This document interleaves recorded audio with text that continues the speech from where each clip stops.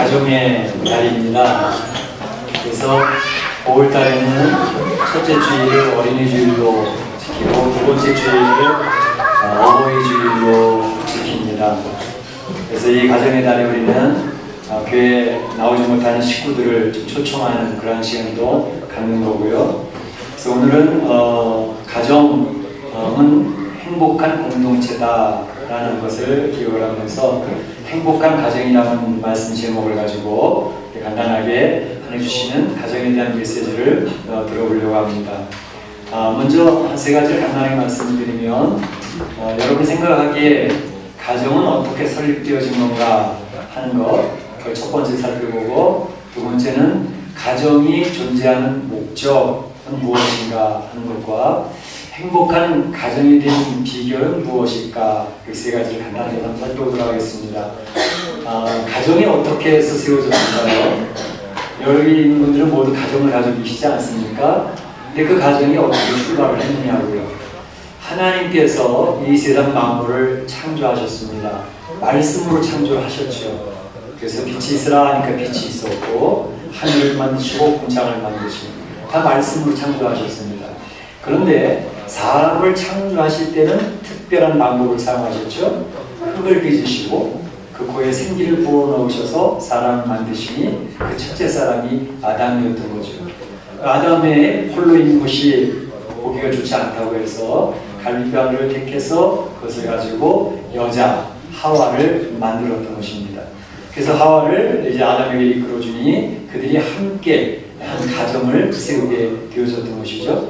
그래서 이 가정은 하나님께서 이 세상에 주신 첫 번째 조직입니다.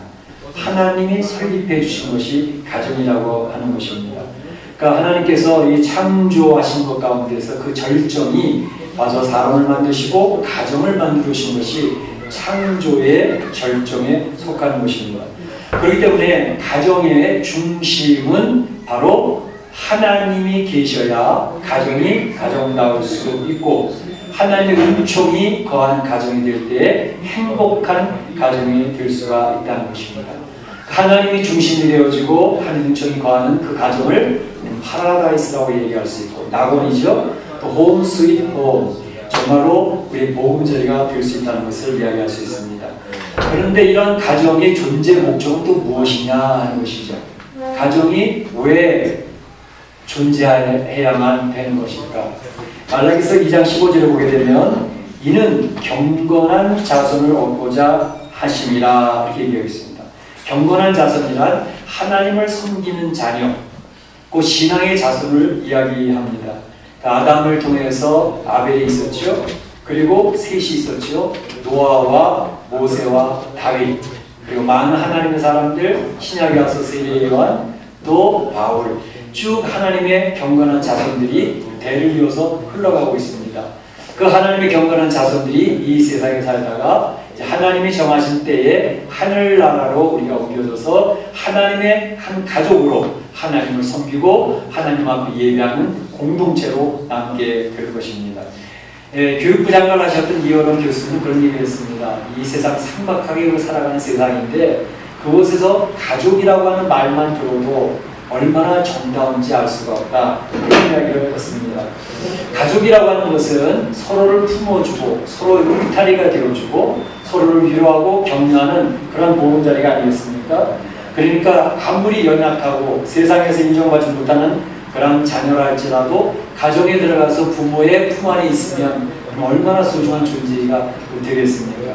참고로 이 세상에서는 별로 인정을 받지 못한 그런 가정이라 할지라도 부부간에 서로 위로하고 격려해주고, 아내가 남편을 존중하고 또 남편은 아내를 사랑하고, 그러면 그 가정은 이제 가난할지라도, 가진 게 없고 권세가 없다 할지라도 얼마나 행복한 가정인지 알 수가 없습니다.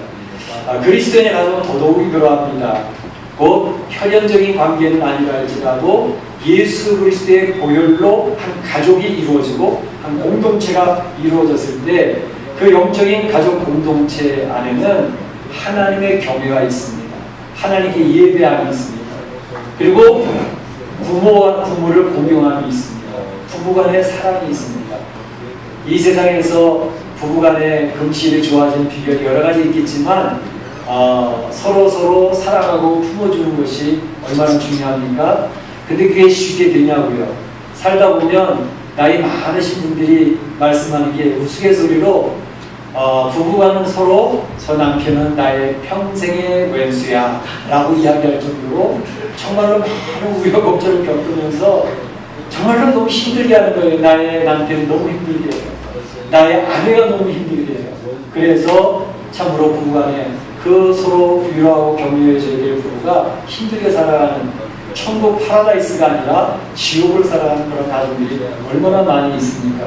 그러나 예수님을 알게 되어지면 예수님을 통해서 남편을 섬기는 법, 아내를 사랑하는 법을 배워나가게 되는 거죠.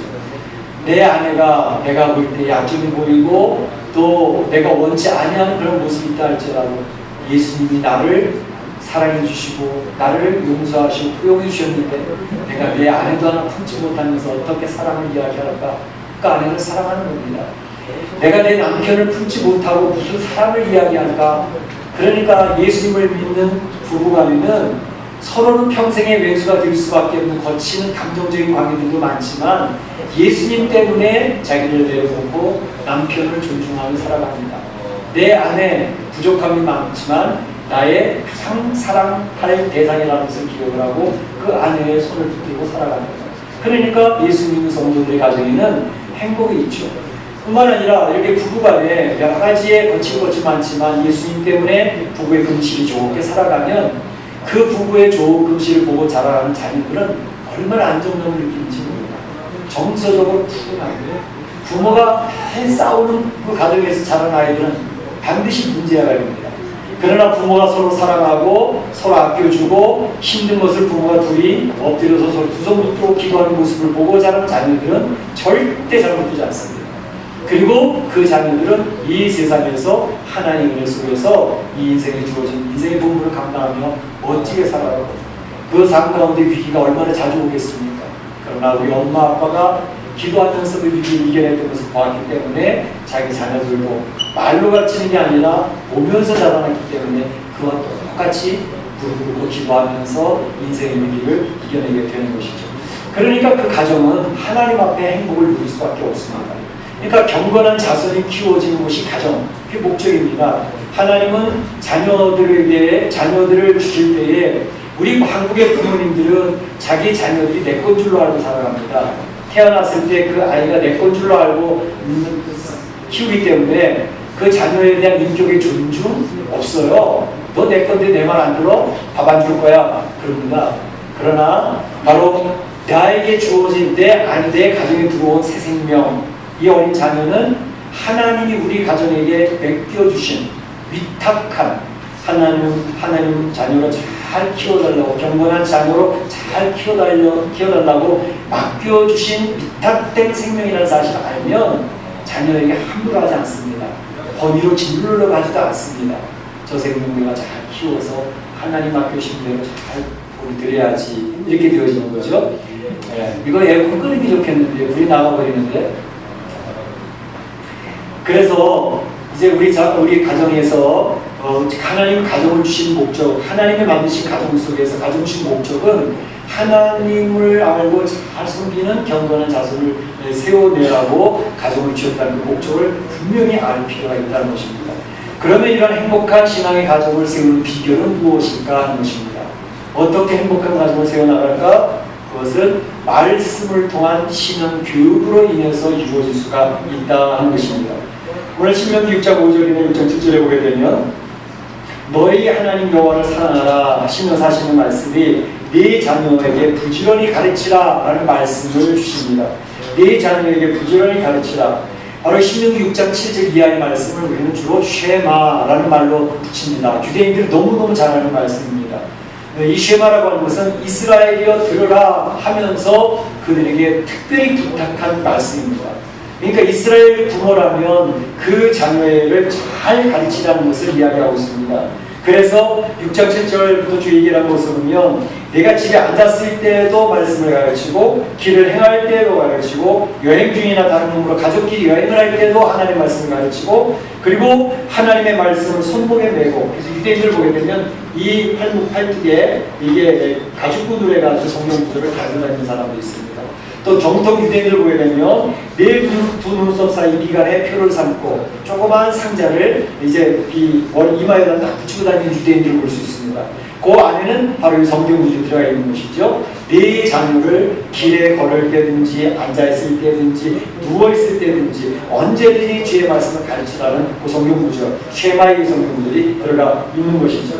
그래서 하나님께서는 하나님 기독교 가정교육을 통해서 경건한 자손을 잘 키워낼 것을 이야기하고 있고 바로 이런 말씀을 통해서 가정의 귀한 열매, 신앙의 열매, 자녀를 키워내라는 것을 얘기하고 있습니다. 호레이스 부슈넬이라고 하는 사람은 자녀들을 영적으로 잘 키워내는 방법으로 몇 가지 권면하는 내용이 있는데 그것은 이런 것들입니다. 부모들이 먼저 하나님을 사랑해야 된다라는 것과 말씀을 통하여 자녀에게 하나님을 소개하라라는 말씀과 가정의 분위기를 신앙적으로 이끌어야 한다 하는 이 세 가지를 요청하고 있는 것을 볼 수 있습니다.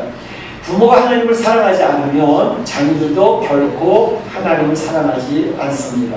부모님이 주님을 사랑하고 주님을 존귀하게 여길 때에 그 자녀들이 그것을 보고 따라 행한다는 것입니다.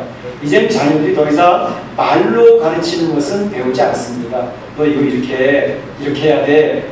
알았어요. 그거 안 듣죠. 그러나 부모님이 행하는 삶을 보면 그걸 그대로 따라하는 것입니다. 그래서 자녀에게 보여줄 것은 먼저 하나님을 사랑하는 모습을 보여주어야 한다는 것입니다. 뿐만 아니라 하나님의 말씀을 통해서 하나님을 소개해야 된다 했습니다. 그래서 자녀들이 모였을 때마다 하나님이 나를 어떻게 도우셨는지 내 인생에 위기가 왔을 때 그 인생의 위기를 어떻게 풀어주셨는지 내 사업터가 완전히 잿더미처럼 무너졌을 때 하나님께서 어떻게 그것을 다시 일으켜 세워주시고 우리의 앞길을 인도해 주셨는지 우리 성도들 경험하고 있지 않습니까? 하나님이 전능하신 분이기 때문에 우리 성도들을 사랑하시는 분이기 때문에 성도들에게는 그러한 삶의 신앙의 흔적들이 있는 거죠. 그 삶의 흔적들, 기념비 같은 사건들이 분명히 있습니다. 그 이야기를 자녀들에게 자꾸 소개하는 겁니다. 하나님이 내가 눈물을 흘렸을 때 나의 눈물을 닦아주셨으며 내 가정이 큰 위기를 만났을 때 내 사업도 완전히 무너졌을 때 하나님이 나를 어떻게 다시 세워주셨다라는 사실을 기회가 있을 때마다 자녀에게 계속해서 반복해서 간증을 하고 이야기를 해주는 겁니다. 그러면 그 자녀들은 그것이 머릿속에 자리하고 있기 때문에 그와 같이 한다는 거죠.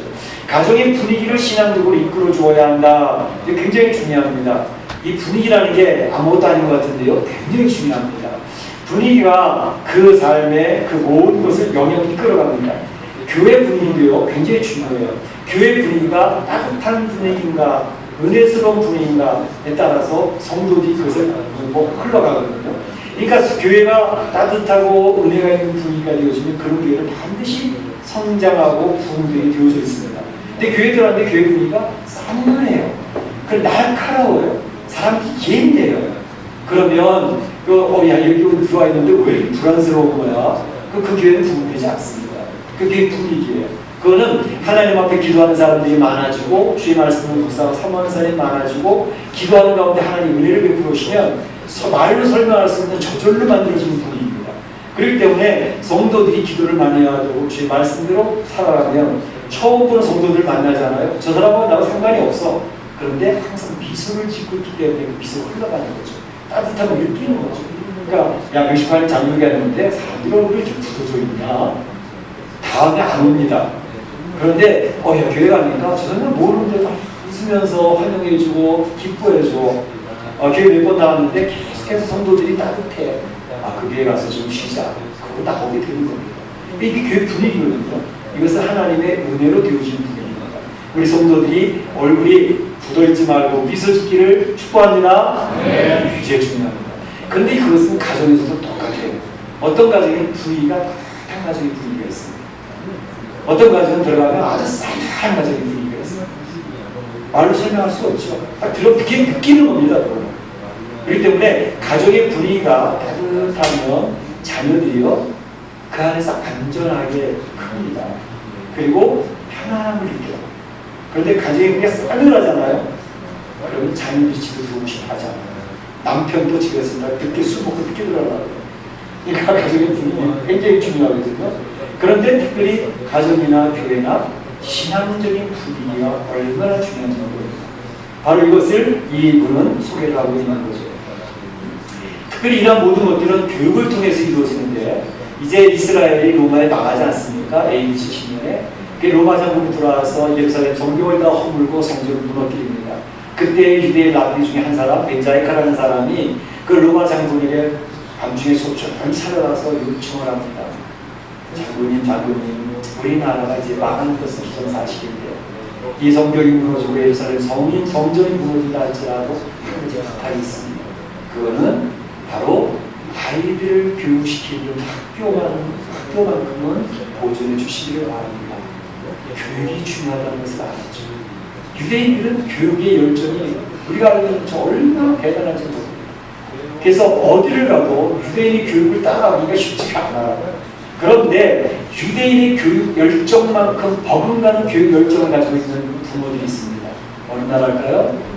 대한민국, 한국의 부모님들이 자녀에 대한 교육의 열정은 대단합니다. 유대인들 버금갑니다. 어떤 때 그들이 놀랍니다. 그러니까 미국의 대통령 오바마가 계속해서 반복해서 이야기했던 것이 한국 부모들의 교육 열정을 배워라, 열정을 배워라. 몇 번이나 공개적으로 얘기했는지 모르겠어요. 한국의 부모님들의 교육 열정은 유대인들을 제쳐놓는 그 정도의 교육 열정입니다. LA에서도 다른 사람들이 별로인데 한국 부모들은 다 학원을 보냅니다. 그러니까 한국에서 학원 하는 거 버금갈 정도로 SAT 학원 다 보내죠. 좋은 대학도 많이 갑니다. 그런데 유대인의 교육과 한국인 부모의 교육 열정은 대단한데, 그런데 미국의 부모님들이 거의 공통적으로 얘기하는 것이 우리 자녀 성공시키기 위해서 미국에 데려왔다 그러는데 한참 지나고 난 뒤에 그 부모들이 이야기하는 것은 내 자녀 교육은 실패했어. 그런 분들이 대부분 영어 공부 열심히 시키고 좋은 대학에 보냈는데 근데 자녀 교육이 실패했대요. 그 부모들이 거의 탈취를 합니다. 왜 그럴까? 여러분 생각하시기에 왜 유대인의 교육은 성공을 했는데 한국 부모님들의 교육은 실패했다고 생각하십니까? 포커스가 달라요. 초점이 달라요. 한국인 부모님들의 교육 초점은 자녀의 공부를 열심히 시켜서 엘리트를 넣는 거예요. 좋은 직장에 취직시키는 거예요. 좋은 고위 관직에 올라가든지 좋은 재고를 만드는 게 부모님들이 초점을 두고 교육시키는 목적입니다. 유대인의 교육 목적은 어떤 걸까요? 유대인의 교육 목적은 그렇지 않습니다. 그들은 항상 교육시킬 때에 신앙교육이 우선입니다. 그들은 항상 자기네 유대인의 공동체, 선민 공동체, 이게 하나님을 중심으로 한 가족 공동체, 그리고 그 가족의 자녀들이 예배하는 자가 되도록 오늘 우리 주일학교 학생들이 예배하고 찬양대가 준비했고 예배자입니다. 참 예배자입니다. 예를 들었죠. 참 예배 공동체 만드는 것이 그들의 교육의 축제입니다. 그렇기 때문에 그들은 항상 어릴 때부터 어떻게 하면 이 아이들이 하나님을 알까? 하나님의 사랑을 느끼며 하나님을 사랑하는 자가 될까? 그리고 인생의 공부를 감당하는 자녀들로 살아갈까? 그게 그들의 교육의 초점입니다. 그러니까 어릴 때부터요, 성경에다가 꿀을 바른다잖아요. 성경 뭐 표지에다가 앞뒤로 꿀을 발라. 애들이 뭐 성경책을 뭘 알겠습니까? 그런데 어릴 때부터 입맛을 혓바닥을 대니까 이 성경책은 다른 거예요. 달콤한 맛이 있다는 거죠. 어릴 때부터 성경책을 좋아하도록 만드는 거죠. 성경을 읽도록 만드는 거죠. 그래서 어릴 때부터 그렇게 교육시키면서 초점은 하나님을 바로 아는 것이 가장 중요하다는 초점을 만들고 있습니다. 그러면서 그들이 유대 공동체를 만들어서 하나님을 섬기는 공동체가 되니까 결국 그 유대인의 교육은 성공을 해서 유대인의 공동체가 살아나고 가정이 살아나고 하나님을 섬기는 백성이 되니까 하나님으로부터 축복을 받지 않을 수 없게 되어졌다는 것을 이야기하고 있습니다. 그런데 이 교육을 유대인들은요, 교육시킬 때 우리 한국의 부모님들은 좋은 학교 보내는 거 아닙니까? 그 좋은 학군에 있는 학교 집들은 굉장히 비쌉니다. 좋은 학교 가야 되니까. 근데 유대인들은 그걸 별로 신경 안 써요. 유대인들은 좋은 학교 보내고 좋은 학군을 보내고 좋은 학원을 보내는 것보다 더 중요한 교육은 그런 것들은 인터넷을 통해서도 얼마든지 공부할 수 있어요. 얼마든지 정보의 시대 아닙니까? 무엇이든 다 배울 수 있어요. 그런데 이 유대인들의 교육은 가정에서의 생활 교육을 우선으로 합니다. 학교 교육보다 더 가정 교육이 중요하다고 생각합니다. 왜냐하면 가정에서는 신앙 교육을 시킬 수 있기 때문에 그렇습니다. 하나님을 섬기는 교육을 가정에서 부모로부터 직접 배우기 때문에 학교 공부보다 가정에서의 신앙 교육을 우선시하고 있습니다. 이 프라이어티가 달라요.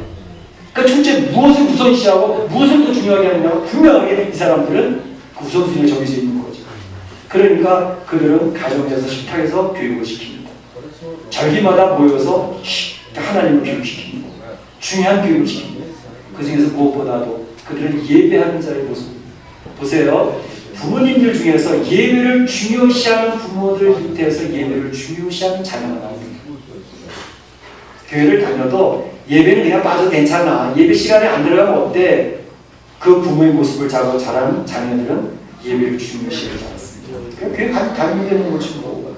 그러나 예배를 중요시하는 부모 밑에서 자라는 자녀들은 예배는 중요한 거. 예배 시간에 빠지면 안 돼. 하나님 말씀을 들어요. 찬양하는 자리에 있어야 돼. 그러니까 부모가 더 시키지 않아도 부모가 그렇게 살고 있기 때문에 자녀들은 저절로 예배를 중요시하는 이제 자녀들이 되니까 예배를 통해서 하는 축복이 임하지 않습니다. 교회 공동체를 중요시 여기는 부모 밑에서는 교회 공동체를 위하여 헌신하는 자녀가 나오고 있습니다. 그러니까 교회를 통해서 하나의 축복이 흘러가는 건데 교회 공동체를 이렇게 쉽게 생각하고 나중으로 생각하고 두 번째, 세 번째로 생각하는 자녀 밑에서 그것을 보고자 하는 자녀가 교회를 중요시 여기겠습니까? 그렇지 않죠. 그러나 교회를 아끼고 사랑하고 교회 공동체를 중요시 예배를 중요시 여기고 그렇게 하는 것을 부모에게서 본 자녀는 이야기하지 않아도 그렇게 살아가는 거예요. 그러니까 하나님의 축복이 임하는 겁니다. 하나님 얼마나 귀하게 여기시겠어요. 그런 축복이 있는 것이죠. 오늘 우리는 가정에 대해서 한번 생각을 해봅니다. 가정이라면 우리가 어떻게 살다 보니까 가족, 부부가 생겼고 자녀가 생겼고 생긴 거야? 아닙니다. 하나님이 축복의 가정으로 세워주신 것입니다. 첫 번째 조절입니다. 이 가족을 존재시킨 하나님의 목적이 있습니다. 하나님을 알아가는 경건한 자녀를 세우기 위해서 가정을 만들어 주신 것입니다. 그게 목적입니다. 이 가정이 행복한 가정이 되어지길 하나님 원하고 계시는데 행복해지는 가정이 되려면 신앙 말씀의 교육이 필요합니다.